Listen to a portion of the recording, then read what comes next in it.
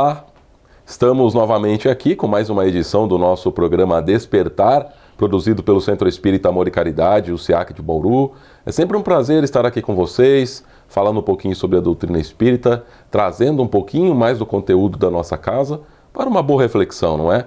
E hoje quem está conosco aqui, Sidney Fernandes. Seja bem-vindo, Sidney. Muito obrigado, Jonatas. Sidney sempre trazendo aqui, né, conteúdo, inclusive o Sidney sempre está gerando novo conteúdo, né? Faz parte de colunas aí de jornais, revistas, está sempre escrevendo livro, então a gente sempre aproveita isso para trazer aqui esses assuntos mais frescos aí que o Sidney tem com ele, né? E a gente não poderia deixar de falar, assim como todo ano, sobre o Ano Novo, não é, Sidney? E hoje o tema aqui, então, Ano Novo, reflexão e renovação, Sidney. E eu não sei se esse sentimento chega para você também, mas para mim chega, né? Parece que a gente vai chegando no final do ano, a gente vai sentindo esse arzinho de renovação, né? Então será que a gente pode considerar, eu não sei se as pessoas também sentem isso, se você sente isso, eu acredito que sim, né? Todo mundo fica um pouco mais próximo. Mas será que a gente pode considerar então que esse finalzinho de ano, comecinho de outro ano, é realmente um momento de reflexão, um momento de renovação? Embora Einstein tenha dito que o tempo não existe, ele é uma ficção, e a física quântica diz que o tempo ele não seria linear. Há muitos que defendem que o tempo é um círculo, e você vai colocando em vários ângulos desse círculo, em vários pontos desse círculo, as suas experiências. Então, você tem essa experiência agora, depois outra, depois volta. Sabe, Jonatas, eu acho que o tempo dividido como foi feito para nós, homens, e ele também é relativo, porque com a vinda de Jesus houve o início de uma nova contagem, e há, inclusive, civilizações que não aceitam a contagem com a vinda de Jesus. Eles estão ainda com alguns milhares de anos lá para trás. Mas eu entendo, assim como você, essa divisão em segundos, minutos, horas, dias, semanas, meses, semestres, anos, ela é benéfica, porque ela nos dá, assim, condições de reflexão sobre o que aconteceu no passado, projetando para o futuro alguma coisa melhor. E eu sinto também como você. Quando a gente chega ao final do ano, parece que a gente quer fazer uma espécie de prestação de contas para nós mesmos. Inclusive, os nossos irmãos americanos, eles criaram uma coisa bem interessante, as tais das resoluções de Ano Novo. Isto é, passando em revista o que aconteceu durante o ano que está se findando e projetando uma situação melhor para o próximo ano. Perfeito, Sidney. E já que você pensa também dessa forma assim, o que então em 2024 para você particularmente te trouxe aí novas reflexões ou novas alegrias, novas renovações? Conta um pouquinho pra gente. Então, na verdade, Jonatas, a nossa memória ela é seletiva. Então, as coisas erradas que aconteceram, a gente dá um jeito de sepultar, de esquecer. Não é uma boa medida. Mas vamos falar primeiro das boas coisas. Eu entendo, sim, que com o passar do ano, no final do ano, a gente dá uma refletida, dá uma olhada para trás e diz assim, nossa, neste ano aconteceu tal coisa boa, eu passei a estudar inglês, eu passei a estudar informática, nasceu um novo filho, um novo neto, eu consegui um emprego melhor, eu consegui, durante este ano, me comportar bem junto com a minha família, eu sou fiel à minha esposa. Então, essas coisas positivas, elas são fundamentais para que você possa usar assim como, vamos dizer, um degrau e a partir dali cobrar de você mesmo uma situação melhor. Isto é, reiterar os pontos positivos vivenciados durante o ano que está se findando e projetando para o ano que vem, porque como as coisas boas costumam anular as coisas más, isto é, fazer com que o nosso tempo, esse que nos é oferecido como presente por Deus, porque é um presente, né? O tempo que Deus nos dá aqui é uma possibilidade extraordinária, se bem aproveitado o tempo. Então, essa sua proposta aí de a gente rememorar as coisas boas e multiplicá-las, vai fazer com que essas coisas positivas ocupem um espaço maior, deixando cada vez menos espaço para as coisas negativas. Tá certo, Sidney, concordo, né? A gente chega então nesse momento de final de ano, a gente dá aquela desacelerada nas atividades também, né? A gente diminui um pouco. Eu acho que é esse momento que a gente fica mais próximo aí dos nossos familiares, né? Da nossa família, e refletindo um pouco, então a gente consegue então trazer aí essas boas reflexões, como você disse agora, né? Nós vamos para um pequeno intervalo, mas eu quero depois fazer uma outra pergunta para você, né? Falamos agora das coisas boas, mas também queria saber algumas coisas, o que você acha, ou o que você pode nos dar de exemplo de coisas que poderiam ser feitas de forma diferente. Vamos para um pequeno apoio cultural, voltamos já.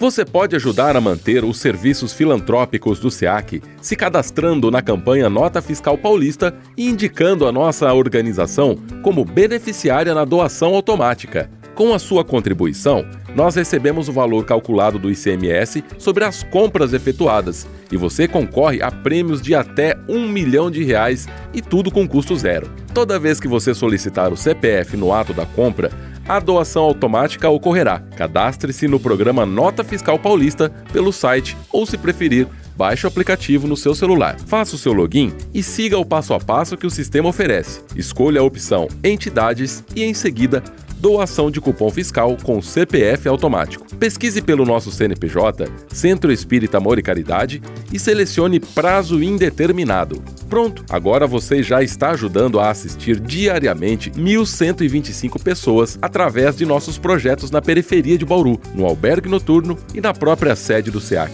Caso tenha alguma dúvida, entre em contato com a nossa equipe. O Centro Espírita Amor e Caridade de Bauru agradece.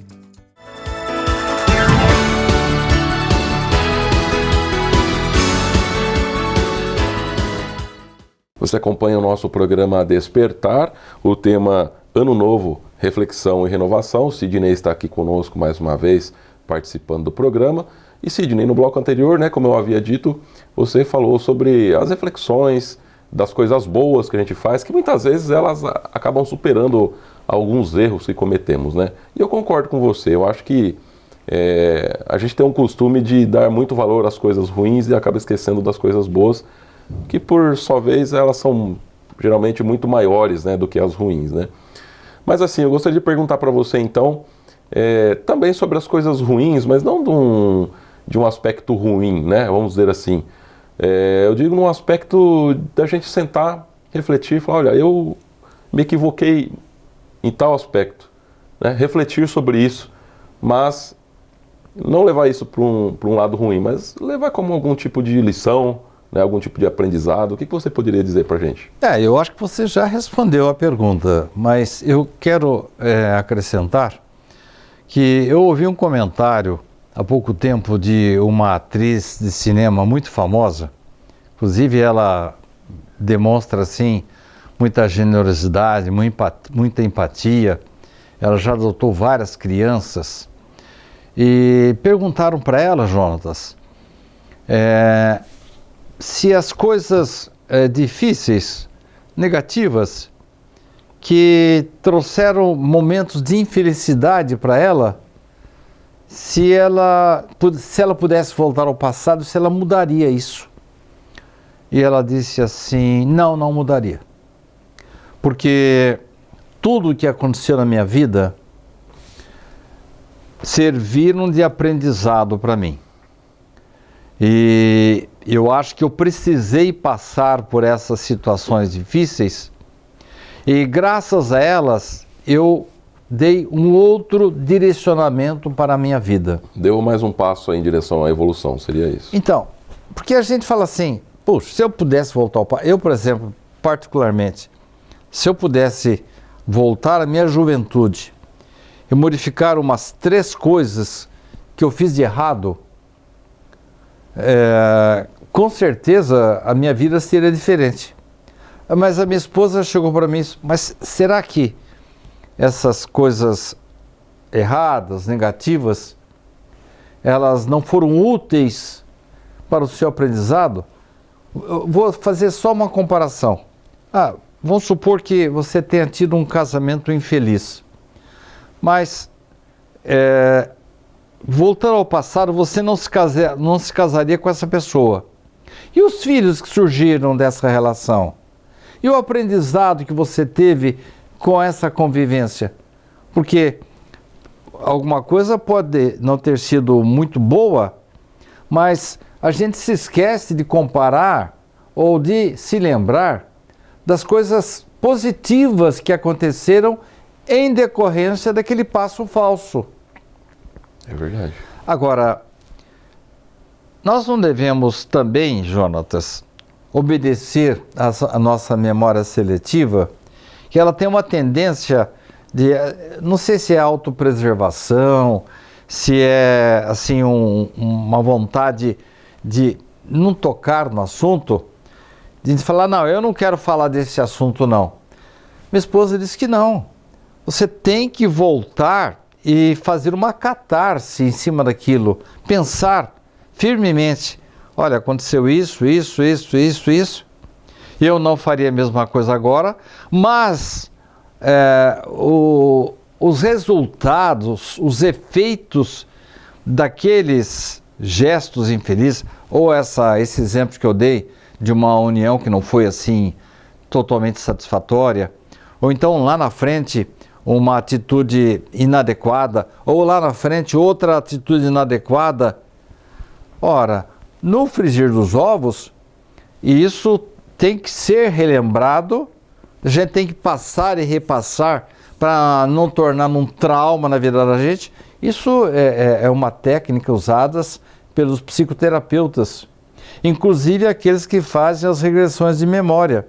Por que a pessoa, nesta vida, por exemplo, sofre de claustrofobia? Porque provavelmente, numa vida passada, morreu por causa de um terremoto, numa caverna, e não morreu assim que desabou a caverna, mas a pessoa ficou respirando, acabou morrendo de fome, de sede, e veio com trauma para esta vida, e ela tem medo de ficar dentro de um elevador, de um táxi, de um avião. Ora, você vai lá, faz a regressão de memória e passa, repassa, relembra e você até sofre novamente com aquela recordação, mas quando você imerge daquela situação, você retorna assim mais fortalecido, porque eu passei por aquela situação, estou vivo, estou pensando e hoje eu posso fazer de uma outra forma. Então, seguindo mais ou menos aquilo que aquela atriz mencionou, que as coisas, mesmo as coisas ruins, desagradáveis, foram úteis para nós. Quem, por exemplo, gostaria de programar uma nova encarnação com um defeito físico, com alguma dificuldade, ou numa situação financeira precária, ou com vários problemas? Quem que gostaria de fazer isso? E mesmo assim, lá no plano espiritual, não raramente, nós chegamos à conclusão de que aquela coisa ruim que vai acontecer vai ser boa para o nosso espírito. Porque Gandhi diz assim, somente a dor e o sofrimento conseguem sensibilizar o coração do homem. E você há de convir comigo, Jonatas, que nós não somos santos ainda. erramos. Temos uma tendência ainda para o egoísmo, para a maldade, para a crueldade. Temos uma tendência. E quando a gente resvala para esses erros, você tem que voltar, fazer uma reflexão e dizer assim, eu errei dessa forma, é bom que eu passe por certas situações dolorosas para que isso não aconteça novamente. Uma pessoa alcoólatra, por exemplo, no passado, ela descuidou do seu corpo, acabou morrendo de tanta bebida. Quando ele vem para esta vida, ele vem com uma ojeriza absoluta em relação a bebidas alcoólicas. O que é isso? Reflexo condicionado negativo. Ele pensa assim, se eu chegar perto do álcool de novo, posso perder a minha vida. Então, são coisas desagradáveis que servem, vamos dizer assim, de gatilhos de alerta para que a gente não torne a incidir nos mesmos erros. Daí, essa sua pergunta vai ser muito interessante. Refletir sobre o que aconteceu de ruim neste ano que está se findando, não no sentido de ficar nos culpando, não no sentido de a gente ficar lamentando, mas para que use essa coisa ruim que aconteceu como um alerta, para que no próximo ano a gente não cometa a mesma besteira. Aquela velha frase, né? Vai, não peques mais para que não te ocorra coisa pior. Perfeito. Né? Então você traz então essa reflexão de algum erro, não na forma de uma autopunição, mas sim numa forma de você superar aquilo e evoluir. Não, você matou a pau agora. Você foi bastante feliz de lembrar essa passagem de Jesus. Olha, meu filho, você está sofrendo aí. É claro que eu vou falar com as minhas palavras. Sim. Jesus falou de um outro jeito. Mas, na essência, ele diz assim, olha, para dizer a verdade, você não estava ainda em condições de ser curado. Mas vamos fazer o seguinte, eu vou aliviar a sua dor, vou curar você, mas por que você tem essa dor? Porque você fez alguma coisa errada. Você pecou. Vamos usar a terminologia de Jesus aqui. Você pecou. Então, vamos fazer o seguinte, eu vou te dar um sossego, vou te dar uma cura provisória, mas se você voltar a pecar, a dor vai voltar. Uhum. Então, é a mesma coisa. Se eu dou uma olhadinha lá nos meados deste ano, puxa, eu fiz aquela coisa lá, não foi boa. Eu não deveria ter feito. E as consequências para mim foram tais e tais. E Deus está me abrindo uma nova oportunidade, um ano novo, novinho, em folha. Não tem nada de errado nele. É justo que eu faça todo o possível, usando a terminologia de Jesus, que eu não peque mais, eu não peque mais, para que não me ocorra coisa pior. Perfeito, Sidney. A gente vai para mais um pequeno apoio cultural e nós voltamos já falando mais um pouquinho sobre o ano novo e também essas reflexões que podem contribuir bastante aí para o nosso próximo ano aí, 2025. Voltamos já.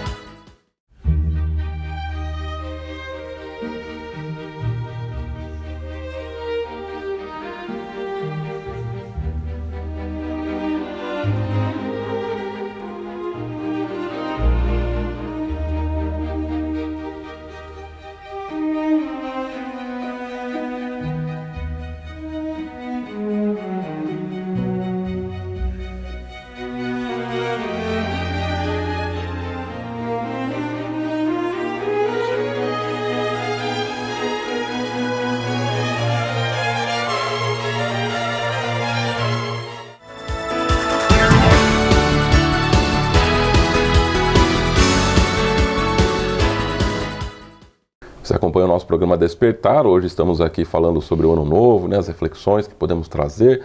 E Sidney, eu ouvi falar desse tal do ano da serpente, seria isso, simbolizado pela serpente, o ano 2025. Explica um pouco melhor sobre isso. Na verdade, a sabedoria chinesa faz com que agora, no comecinho do ano, não no dia 31 de dezembro, mas entre janeiro e fevereiro, eles estabelecem um novo ciclo. Como eu falei para você, como a maioria dos chineses não é cristã, eles estão com o calendário aí lá para alguns milhares de anos anteriores ao nosso.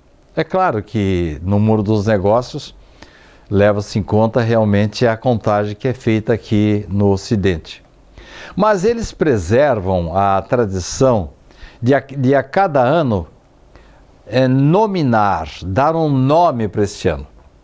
E o ano que vai se iniciar agora é o ano da serpente. O que é a serpente? Para eles, a serpente é a introspecção, é a reflexão, é você verificar no seu interior o que existe de errado e a partir daí passar a lutar, a se esforçar para domar essas más inclinações. Essa terminologia não é assim, vamos dizer, normal para você? Ela não lembra alguma coisa que é dita na doutrina espírita? Pois bem, Kardec diz claramente que deve-se reconhecer o homem de bem pela sua transformação moral, pelo esforço que venha a desenvolver para domar as suas más inclinações. Ele está se referindo especificamente ao espírita. Mas eu entendo, como nosso programa é visto por pessoas de todas as religiões, que esta frase pode ser aplicada, pode ser direcionada para você que está me assistindo, para qualquer pessoa que não importa a religião, ou mesmo que more lá do outro lado do planeta e nem conheça Jesus. É uma frase que pode ser aplicada para qualquer situação, para qualquer civilização. Reconhece-se o verdadeiro homem de bem pela sua transformação moral e pelo esforço que venha a empenhar, desenvolver para domar as suas más inclinações. Esta é a proposta do ano da serpente chinês. É você passar a se vigiar mais. É você fazer como sugeria Santo Agostinho, toda noite, fazer aquele balanço, aquela reflexão, dando aquela paradinha assim, perguntando para você mesmo, para que você se conheça melhor. Há alguma coisa que eu tenha feito no dia de hoje da qual eu possa me envergonhar? E essa pergunta, Jonatas, pode estar também relacionada com o ano que está se findando. Há alguma coisa, quais são as coisas que eu fiz este ano que eu gostaria de não ter feito?